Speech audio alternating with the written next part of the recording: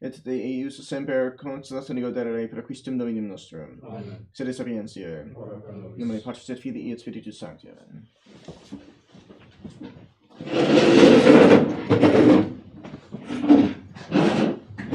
Any were missing today?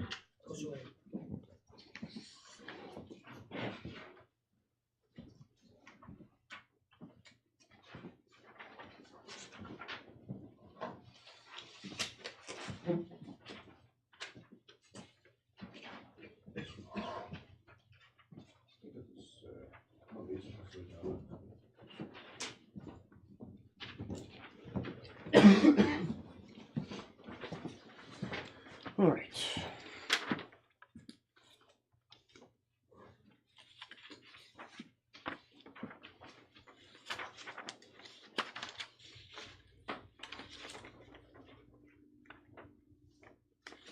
Okay, so on page 22 of the notes, the first thing we'll note is that that there were 3 legates sent by Pope Alexander II, who crowned William the Conqueror, King of England, 1070 AD. The discipline of the Church is now undergoing an important modification, so something you hear often about in the lives of the saints. We'll see that in a second. But first, the application of public penance was becoming almost impossible amid the crimes and disorders of society at this period.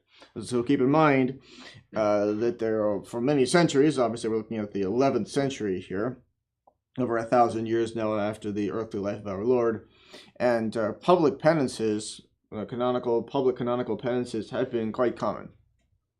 In the earliest centuries of the church, when to be a member of the church was practically to sign your own death warrant, as it were, it took a great deal of fervor to embrace the faith. And even after the persecutions stopped, the official persecution stopped, still, of course, the fervor was greater in earlier centuries than it was later. So people were willing to undergo public penances for different sins. It was something that people considered to be normal. There was no, it did not make anything repugnant to anybody. Keep in mind, that's a constant principle to keep in mind, not to make the sacraments hateful to anybody. And that means reasonably and understandably unpleasant. It's not a pleasant thing to have to go to the confession, and it's not pleasant for the penitent, it's not pleasant for the confessor, but it's something that needs to be done, of course. So you get the job done, as it were.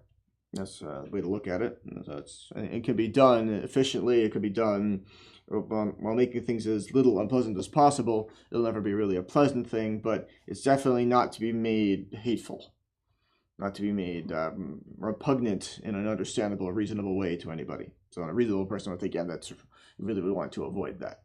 So the confessor is not, and more theologians explain all the various different ways in which to avoid making that the case, and with the various ways in which it could happen, and all the ways in which it is necessary to avoid it. And that's a serious obligation to not make the sacrament hateful to anybody.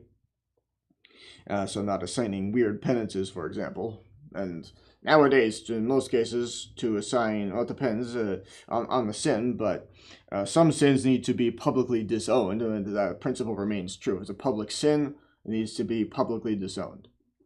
Those people who lived in an adulterous relationship or lived in concubinage need to publicly distance themselves from that somehow. That's something that's by its very nature public. Even if not many people know about it, it still is in itself, it's public. And so people who were living in concubinage and then realize that they need to fix that situation, the first thing they have to do is separate. The first thing. Separate immediately. They can't even come to Mass together. They can't be seen at Mass together. They can't come in the same vehicles. All this is how all these things apply today. And so the public sin needs to be publicly disowned, but and in some sense, therefore, some kind of public penance done. But that's really about it. I mean, as far as the actual penance that is required for the absolution of living in public sin, even that is a sin that is confessed in the confessional, and the and the penance assigned to it is also something that's assigned in the confessional. And so it's public penances in that sense are a thing of the past, as to something that is imposed by the law of the church. And these were it wasn't just a quick thing. It wasn't just say a rosary while in a public procession or something like that. No, it was being required to remain in penitential garb outside the doors of the church, not being allowed to come in for mass for whatever length of time was imposed by the penance. I mean, it was the things today that people would just faint at the sound of, practically. Things that today people would take one look at that and turn away from the sacraments. And in the past, that was not the case. People understood that this was a necessity. In that sense, there was much greater fervor. Some people might still be willing to undergo that, but as a general rule, nobody would. And morally speaking, there's nobody who wants that. So, the public application of public penance was becoming almost impossible amid the crimes and disorders of society at this period. So just to be clear, the moral theologians do explain that the seal of confession was always of divine law in the sense that the sacraments were not to be made hateful to anybody.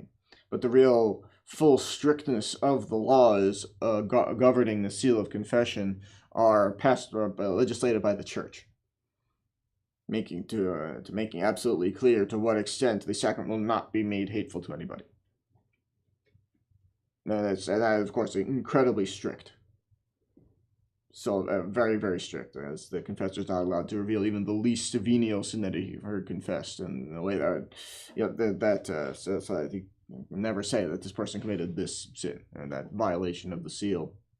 And there's a whole list of ways of violating the seal. The most direct and explicit way to say that person committed that sin, of course, that's the most obvious way, but there are other indirect ways as well.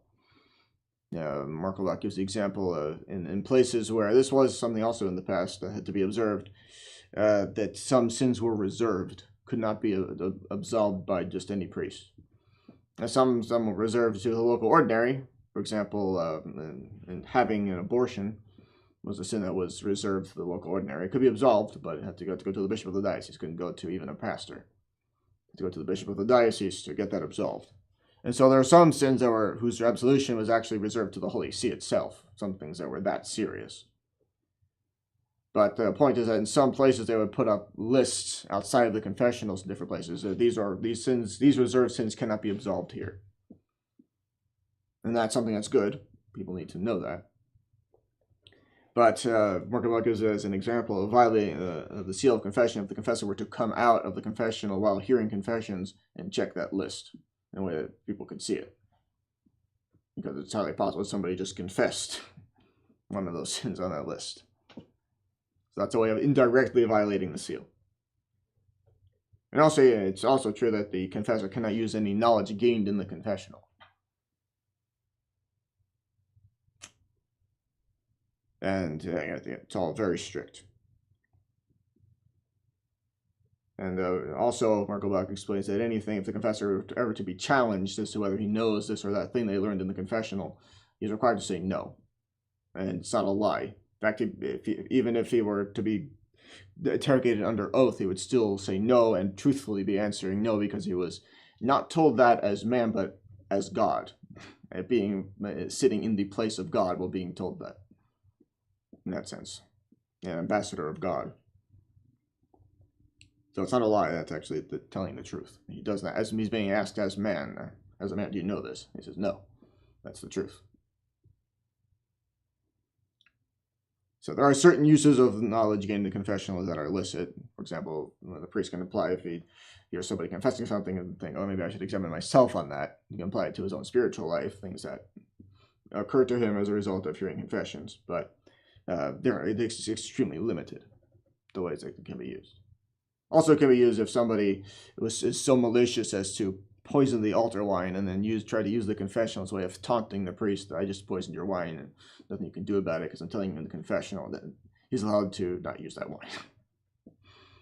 The seal of confession is not meant for that kind of abuse, obviously. So there are limits to it, but those limits are practical. I mean, the examples of such things in the history of the church are rare. Of such instances as the one we just described. Yeah, it's not something you read about commonly happening at all. There are some instances of altar wine being poisoned, certainly. And that's actually how the practice of the pregustatio came about. You may have heard of that, something reserved to the local ordinary during a solemn pontifical mass, that he would have somebody actually, there are ways of testing both the host to be consecrated and the wine to be poured into the chalice for also to be consecrated. Someone was to take a second host, brush it up against the host to be consecrated, consume that, and consume some of the wine from the wine cruet before any of it gets poured into the chalice to test it to see if it was poisoned. Just to make sure if you were to become violently ill or die, I guess, you know this is poisoned. Something happened here. Or somebody might be trying to kill the bishop for some reason. So, that was something that was known to be the case, and it happened. It's not something you read often about in the history of the church, but it's something that clearly was a concern in the past. Less so now. It could still happen, of course, now, but much less a concern now than ever before. It's actually just much less a concern now than ever before that anything you eat will kill you. It used to be quite a common enough thing. People would die of some food-borne illness. Yeah, it still happens, but it's much less common. There's a much better understanding of how all that works nowadays. Anyway, seal of confession, yes, is instituted, and very so strictly as it is, instituted in order to avoid making the sacrament hateful to anybody. And people always say, go to confession. In other words, the church is just laying out the red carpet, as it were, as close as possible to that, to get people to go to confession. Just for the good of soul. That's always, you constantly see that throughout the laws of the church. The salvation of souls is the highest law. Everything else is engineered towards that end. Everything. And the seal of confession, most definitely. Just get people to go to confession, make good confessions, receive absolution, and have their souls washed clean of sin. That's what the church wants. So the church will impose burdens on the confessors to whatever extent is necessary in order to make that possible. And confessions, obviously, every seminarian studies that in detail, as every properly trained priest, long before he ever goes anywhere near the confessional, has seen all of that in detail, or sufficiently before. Definitely has completed his courses in moral theology before hearing confessions. And there are instances you can tell in the past that training wasn't always the greatest, because there was, I believe it was St. Joseph Cafasso. I think he was a kind of a mentor to St. John Bosco, actually, who had some kind of a school. I'm not sure what the institution was exactly, but some place where young priests would go and study moral theology to supplement whatever training they had, which apparently wasn't that great. Because take the courses we have here, you've definitely seen everything. It doesn't mean you're necessarily an expert right away. I mean, you could be. If you absorb everything the Merkle box is, then you are an expert right away. But that takes, most of the time you have to go back and review different things. Read the fine print. There's a lot of very good stuff in the fine print of Merkelbach, and you might not be able to see all of it in class.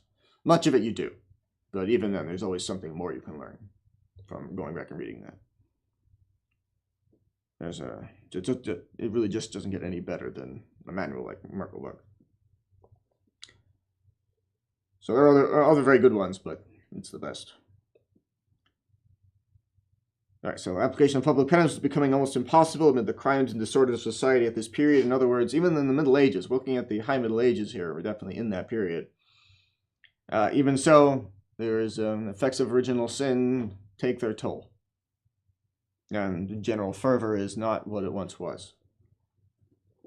So they were supplied by the frequent use of the discipline. But notice that even, yes, we are in the Middle Ages when fervor, generally speaking, might be lower, and at least with regard to certain things and previously. But even so, notice, okay, instead of public penance, use the discipline. I read about this all the time in the lives of the saints, or the voluntary flagellation, a practice to the promotion of which St. Peter Damian greatly contributed by writings, by word, and example. So, Then the fact is, even in the different rules of religious orders, talking about how to use that, and whether to use it to the point of bleeding or not, things like that. So something that really was used. Now nowadays, probably that would be considered extreme, and your mental health would be suspected, would be considered suspect if you were to do it. But in itself, yes, it's listed to do that kind of physical mortification, make up for sin. Yeah, not to the point of damaging one's health in a serious way, not to the point of obviously killing oneself, but to cause oneself significant discomfort for the purpose of atoning for sin is entirely illicit. Most definitely. In fact, moral theologians even explain that it's licit to shorten, not to the point of what anybody, but in the common estimation of prudent men would consider suicide, but it is licit to shorten one's life by some amount of time, not a great amount of time, not a large amount of time, but by some short space of time than what otherwise one might live to by doing mortification, generally speaking. Yeah, by some. What that entails in any given case is another thing. The exact length of time by which one might shorten one's life by any given penance could differ greatly from one case to another. The different opinions of moral theologians, what the length of time might be, you have to look into all of that. But that is generally conceded. Some shortening of one's life through mortification is licit. Notice the much more common problem is the opposite, not doing enough mortification. But there are ways of doing it. All right, so it still must be done. I mean, no doubt of that.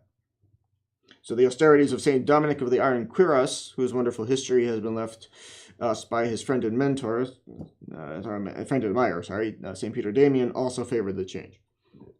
So in other words, it was something that was done in private, but still, that's the kind of penances that we're talking about. So the church then began to admit commutations for canonical penances, thus suiting itself to the social requirements and necessities of the times. And also there still has to be imposed by the confessor in the confessional a certain proportion between the sins confessed and the penance imposed. So Merkelbach gives the example, the confessor would sin gravely if he were to just indiscriminately assign 5 Hail Marys for everything. So there needs to be a certain, not that there's any true equality between the penance done and the weight of the sin, but there has to be a certain proportion. So somebody who robbed 10 banks should not be given the same penance as somebody who just got impatient once since his last confession. Obviously, there's a difference in the gravity of the sins there, and there's also a difference in the gravity of the penance that ought to be imposed. So, something moral theologians talk about is what qualifies as a heavy penance versus what not. But there you go. Something to study in moral theology. So there still has to be a certain proportion, even if to nowadays to prescribe any kind of self-flagellation would be to run a risk of making the sacrament hateful to people. So it seems to me. Now, some might be willing to do it, but as a general rule, that would not be prudent to assign. Yes. If someone commits a sin, like a crime that they committed and got away with, say, could you give as a penance them needing to turn themselves in? No, because that's something. As a general, nobody's obliged to do that. That would definitely make the sacrament hateful to somebody. Imagine that remember also that penance for a grave sin itself binds under pain of a grave sin. Not to fulfill a penance imposed for the absolution, on the occasion of the absolution of a mortal sin, is itself a mortal sin. So that would be to impose as a grave obligation under pain of mortal sin that someone turn himself into the authorities, which is something that nobody's ever required to do that to himself. That's the job of the state, to find criminals and prosecute them. And they're the ones who are supposed to do that. Now, if somebody is caught, he cannot resist. You can't start a shootout with the police to avoid getting arrested. That's obviously sinful. But nobody's obliged to turn himself in. If the state just loses track of that person or decides just not to go after him, then he's not required to do anything else. So no, definitely not. Most definitely not. That would certainly make the sacrament hateful to people. After that, if you can go and confess having murdered somebody, then you're not going to get absolution unless you turn yourself in. Who would ever confess that? No, definitely not. Now that needs to receive a heavy penance, of course.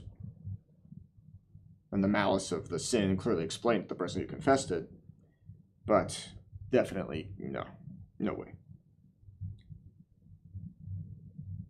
Also, they were supplied by the frequent use of the discipline, as we said. The church began to omit commutations for canonical penances, thus suiting itself to the social requirements and necessities of the time. So, in other words, just making concessions to the cooling fervor of people, still trying to get people to go to the sacraments as much as possible. The church can make those concessions. Now, a great many things the church does are concessions.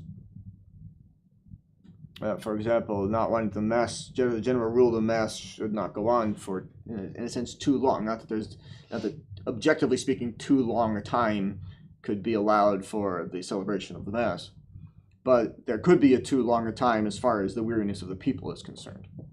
People would find it a wearisome thing to go to mass and start hating it because they think it takes too long.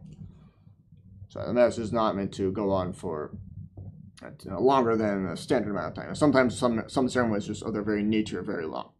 Everybody who shows up for example, the consecration of holy oils on Holy Thursday knows he's in for probably a 3-hour ceremony altogether. The Mass and the ceremony of consecrating the oils, probably the most difficult ceremony in the Roman Rite after the consecration of a church, knows he's in for a long haul, as they say.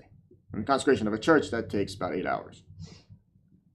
So, yes, anybody who shows up for those things knows he's in for that. Generally speaking, nobody's required to go to such ceremonies, as a general rule. Especially nowadays, certainly not. Either of those.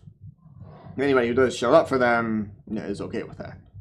But just your standard Sunday low mass, so to speak, Sunday low mass shouldn't go on for too long. Remember, apparently was told to Archbishop Lefebvre was that a low mass should not take more than 25 minutes. Now, when you get to the point of learning to say mass, you realize that is speedy and swift. 25-minute low mass. So I've never been able to say a low mass that fast. Maybe sometimes get within some minutes of that, but never actually down to 25 minutes. That's not even when you remove the Leonine prayers and Holy Communion, distribution of Holy Communion. It's not including either of those, just the low mass. And those the Leonine prayers are a ceremony really immediately after the mass, or prayers after low mass. And distribution of Holy Communion is a separate ceremony inserted into the mass. So that's removing that amount of time. But even then, and also for a Sunday, that's also removing the sermon. But even then, most of the time you end up with typically 35 to 40 minutes. Some priests might go a little bit longer than that, some maybe a little bit less, but it'd be a very rare case in which you find a 25-minute low mass. So in other words, the ideal mass, as it were, the perfect observance of the rubrics is still out there to be attained from most celebrants. And you can get celebrants who say the mass pretty quickly, and might get close to that, but certainly no priest. I'm not going to say no priest, but it's a rare thing that you'd ever see that. And it shouldn't be too fast either. St. Alphonsus says that to say mass in a quarter of an hour or less is a grave sin, due to a scandal given by rushing through it. And that was more of the problem at his time, was priests rushing through the mass like crazy, and saying mass in 15 minutes or less.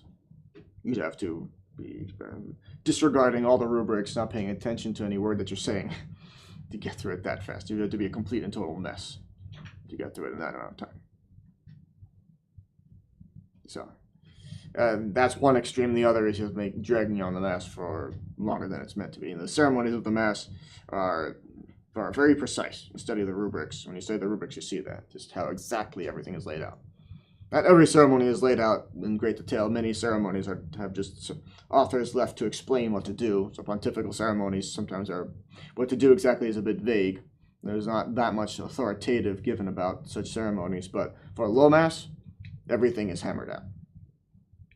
there are all kinds of different decrees about what to do about all kinds of little things, making it, anything authors have to say to fill in the gaps to be relatively limited. So ideally, everything would be completely hammered out, but low mass is already pretty close to it, as things are. All right, so yeah, that's just an example of a concession to, let's say, the weakness of the less fervent, is not making the mass go on for too long.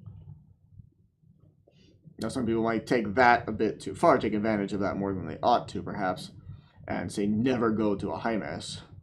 In some places, they have the luxury of having a low mass and a high mass on every Sunday. And sometimes people would only ever go to the low mass. I remember we had that some years ago in Brooksville. We had the system whereby sometimes we had definitely a low mass and a high mass most Sundays, but sometimes it would be one would be early, one would be later, and sometimes it would switch. And there were some people who would only ever, so I was told anyway, or only ever at the low mass, whenever it was. They would keep track of it and just only ever go to the low mass. And some people would just show up at the same time, whether it was the high mass or the low mass, it's the time they go to mass on Sunday.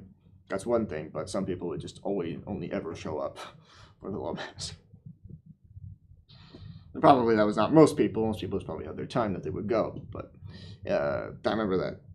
So, some people might take advantage of such concessions of the church more than is edifying, that they should, but ultimately you can't say that's a sin or that you have to go to a high mass. Again, technically today the Sunday obligation can't be fulfilled anyway, due to what is exactly written in the laws of the church. But even in the cases of those who, of course, can get to mass as they ought to, still nobody can be obliged to go to a high mass. It's not part of the Sunday obligation, even according to the laws of the church. Anybody has to go to a high mass. But everybody who does will certainly say that it definitely helps in just paying attention, for one thing. It helps keep the attention focused and helps to increase the fervor to be able to go to high masses. And people can pretty consistently find pontifical ceremonies to be impressive in a good sense. As they are.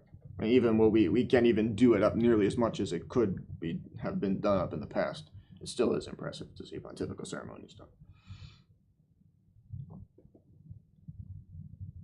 All right, so self-flagellation, long pilgrimages, liberal alms were adopted as means of compensation. So notice, at this time, that's what's considered the concession.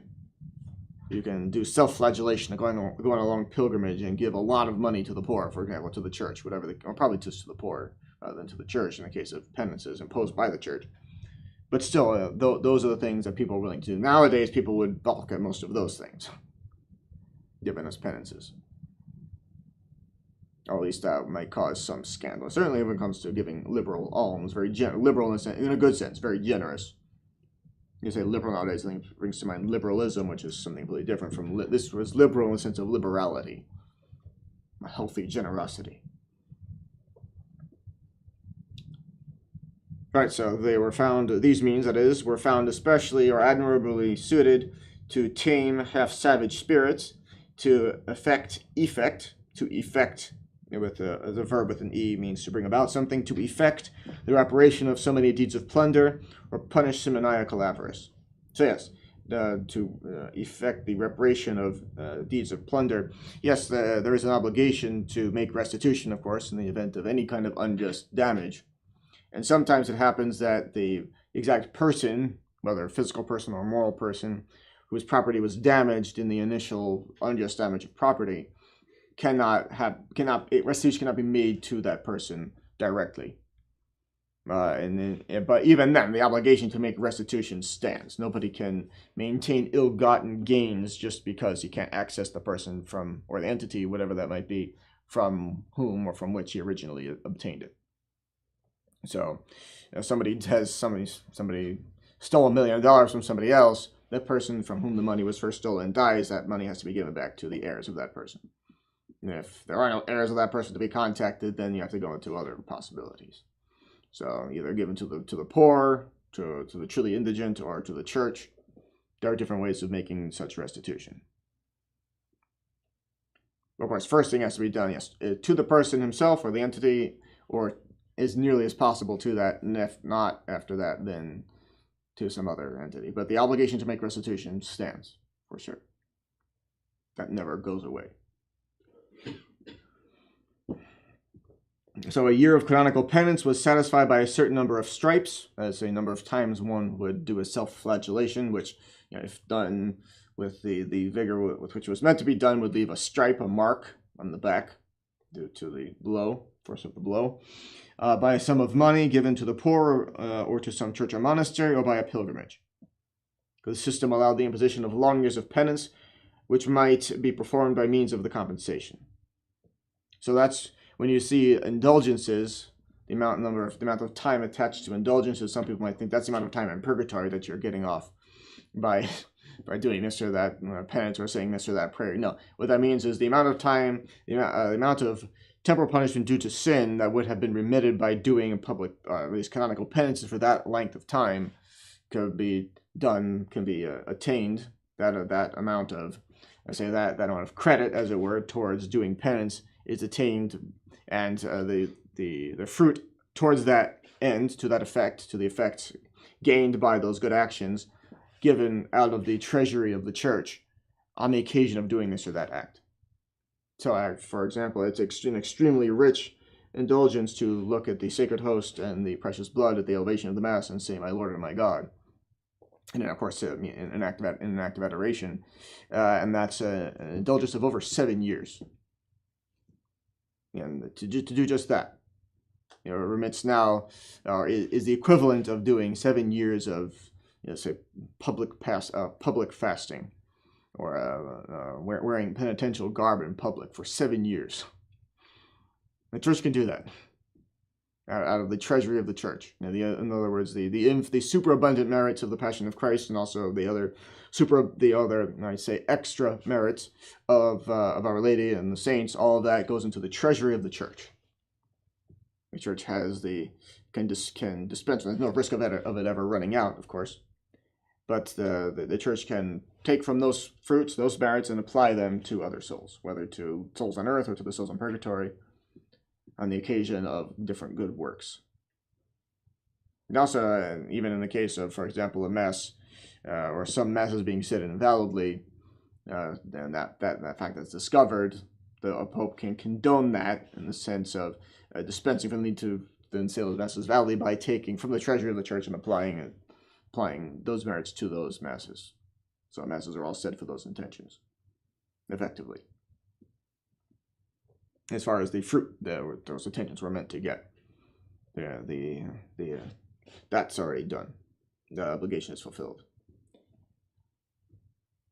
So the church can do that. So when you see that length of time, the amount of time assigned to the indulgence attached to the recitation of a prayer, it's referring to the amount of time in the canonical penances, ancient canonical penances. So St. Peter Damian imposed a penance of 100 years, penance of 100 years, upon Guy, the notoriously seminarical Archbishop of Milan, whom we have already had occasion to mention. So this time some critics, or some critics since then at least, have attacked the practice of voluntary scourging or the discipline. In itself, it's certainly illicit, no question. Yeah, whether it's prudent to do it today is another thing. Probably not, but under the right circumstances, it could still be done prudently without any problem. But it is the application of St. Paul's own words, "Castigo corpus meum et in servitutem redigo." So I chastise my body and bring it into subjection. So definitely, physical mortification is necessary. Whatever form it takes, it is necessary. Most definitely. And we do, just by following the laws of the church with regard to fasting and abstinence, that fulfills a certain basic minimum of physical mortification. But it's really only just the bare minimum. And it definitely is physical mortification. And it's, we say, a bare minimum in the terms of the extent, the depth of it, as it were.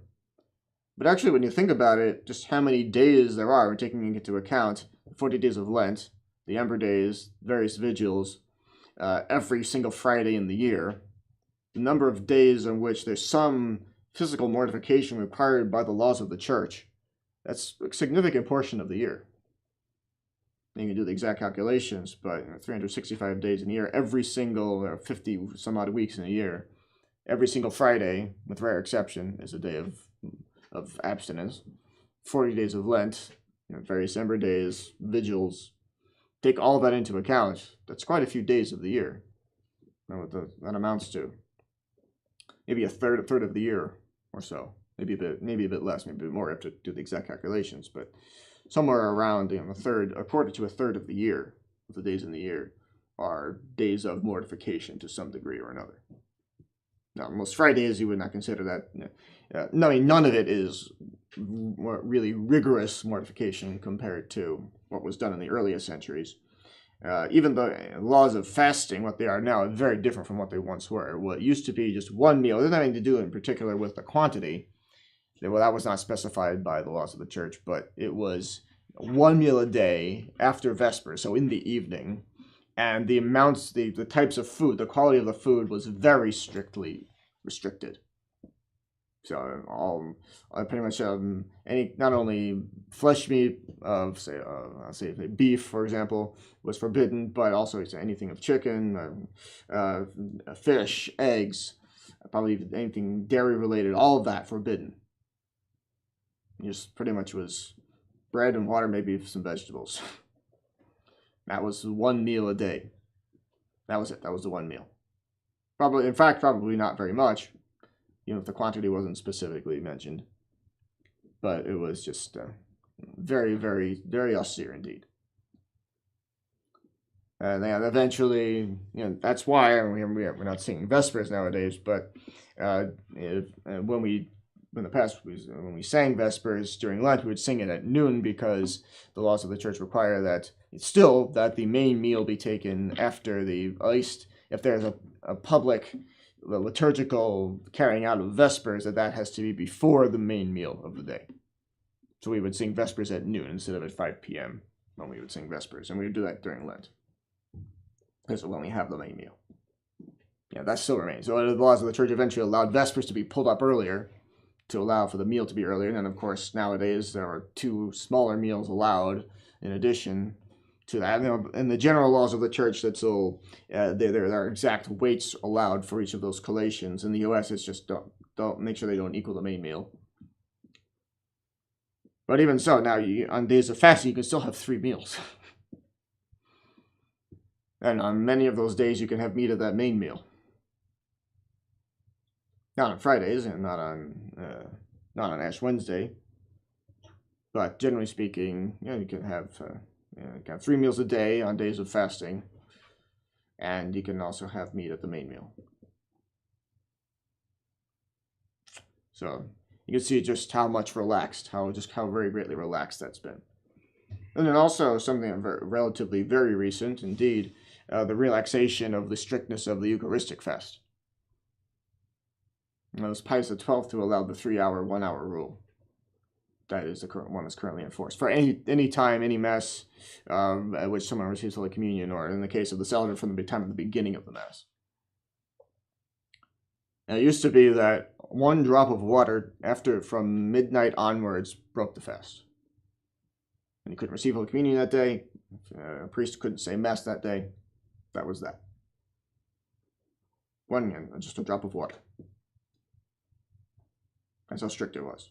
And of course, that's not for the purpose of penance, but still, that's just how relaxed the discipline of the church has become. I mean, it's still 3 hours, 1 hour. 3 hours and 1 hour is definitely adequate for, of course, for providing for the reverence to the Holy Eucharist. But the idea being there shouldn't be anything else in the system when you receive Holy Communion. That the Holy Eucharist, not the accidents of bread under which the Holy Eucharist is present, not mingle with just ordinary food in the system. And that's a grave obligation, of course. But it's still greatly relaxed from what it once was. And it started out, I think, during World War II was when there was a first instance of any kind of 3-hour, 1-hour fast allowed. And that was because of evening masses. So many soldiers were shipping out to fight that they had to allow for evening masses. So many people all in one place, so all to get to Mass in the same day, that Masses were allowed at other times of day than just the morning. And so rather than making people fast all day long, Pius XII allowed 3 hours, 1 hour. So you see that constantly throughout the history of the church, making concessions to the weaknesses of human nature. And it seems increasing weaknesses of human nature calling forth increasing relaxation. But just, all for the good of souls. Just make it as easy as possible for as many souls as possible. It's not an easy thing, of course, to work out one's eternal salvation, but still to make it as easy as possible for as many souls as possible to get there. So, the church has given a sufficient warrant for the practice, that is, of the discipline of self-flagellation by canonizing the illustrious penitents it has sanctified, but she has always shown a truly motherly care to prevent or condemn its abuse. And of course, always employing prudence in its employment. So the species of mitigation applied to the ancient canonical discipline was perfectly in keeping with the gentleness and moderation of Alexander II. He used his authority to shield the Jews against the persecutions to which they were subjected in the various states of Christian Europe, and expressly ordered that they should not be put to death. So you see this also repeatedly in the history of the church, of popes doing things even to keep the Jews from being unjustly pursued in any way. Pius XII tends to get maligned for not having done enough. But actually, if you really do the research, there were rabbis at the time of Pius XII, immediately following the war, in the years following, who were thanking him for everything he did to help save the lives of various numbers of Jews in different places. The church does not want anybody to die unjustly, obviously. The church sees that one thing that our Lord was, of course, God chose, they were once the chosen people. Our Lord chose to be born amongst the Jews. Our Lady was of one of the tribes of Israel. All the apostles, of course, before being called to be apostles, before being made the first, St. Peter, the first pope, the first bishops of the church, all practiced the Jewish religion, all practiced the Judaism, all were Jews in that sense. Right, and by blood, of course, always were. And the church sees that was the religion of the Jews was once the true religion, and that they will eventually convert. And of course, the church desires the conversion of all souls still on earth who can be converted. The church desires of the conversion of all of those anyway, and so most definitely maintains charity towards all in every possible way. And you see that in practice as well as in theory throughout the history of the church. And this is just one such instance. So, his pontificate, Alexander II's pontificate, so happy for the church, was always guided by the genius of Hildebrand, whom he had raised to the dignity of Chancellor of the Roman Church, and who was to succeed him with so much glory. Alexander II died on the 21st of April of 1073 AD, and he is supposed to have issued the ordinance which regulates the celebration of the Holy Mysteries, limiting it to once a day for each priest. That is still the general rule to this day, with a couple of exceptions. Of course, by nation is one exception, 370 to cover multiple masses on the same day. It's allowed to say more than one mass on a Sunday. That's when there's particular need for that. And then also All Souls Day and Christmas Day. Every priest is allowed to say, even without any special permission, every properly trained and validly ordained priest is allowed to say 3 masses on November 2nd and December 25th. But even the permission of 3 masses on All Souls Day, I think that's a relatively recent permission, I think given by Benedict XV. I think it was a Spanish privilege from what I've heard. I did more research into that, but that he extended that to the entire church. 3 masses, every priest, 3 masses on All Souls Day. All right, so moving on to the pontificate of Saint Gregory VII. For 20 years before his election, Hildebrand had wielded a paramount influence in the ecclesiastical affairs of the age.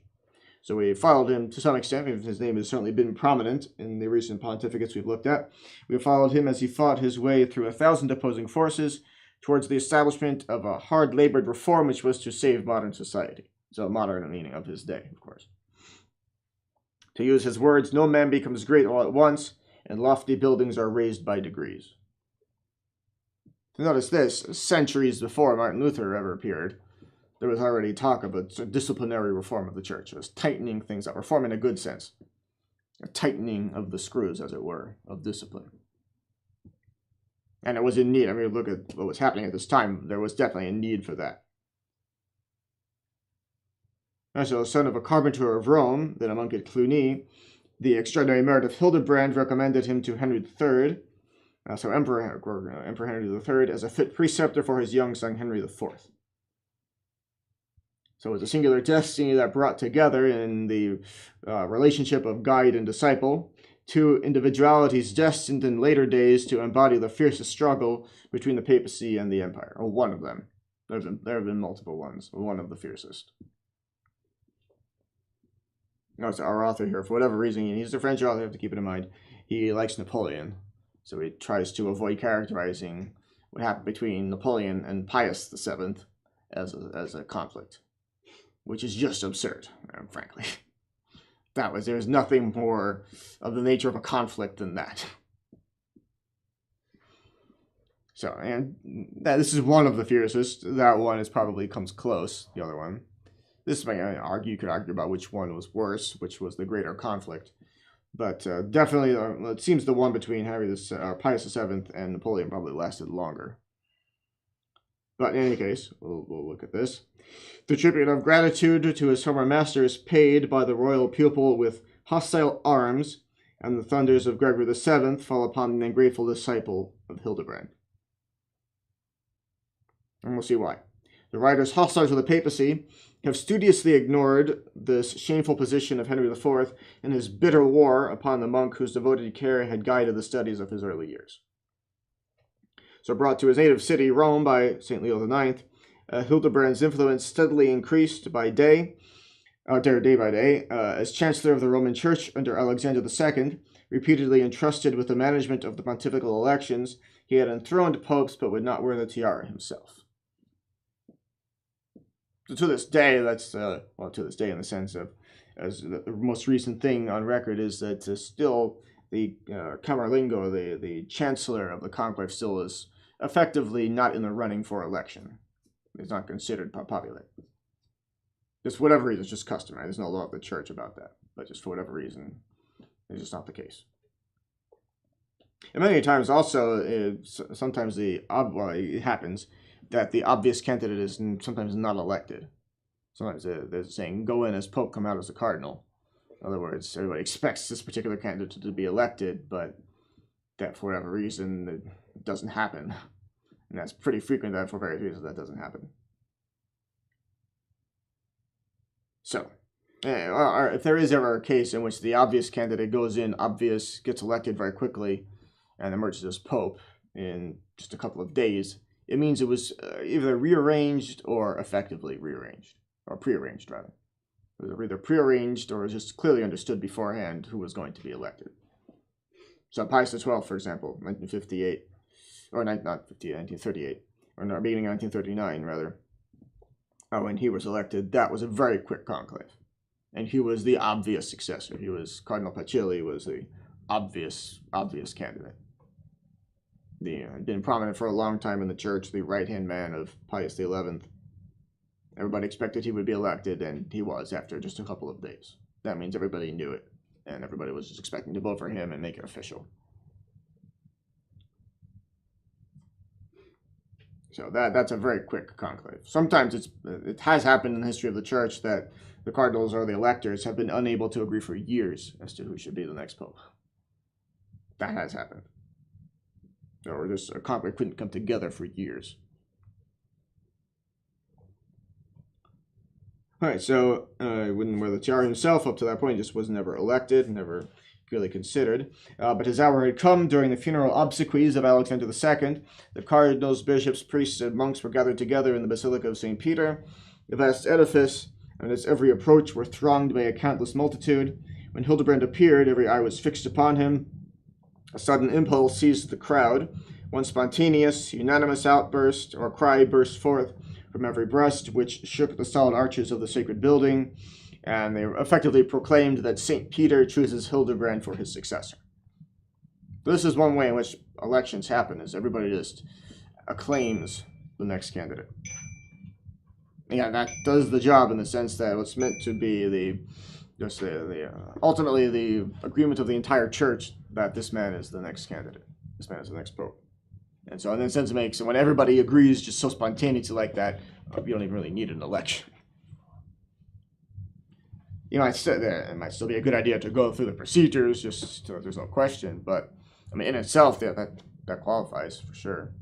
And the laws of the church, the laws of the previous pope, to the governing the conclave should still be followed. But no, is it strictly necessary at that point? Not really. All right, we'll stop there for today.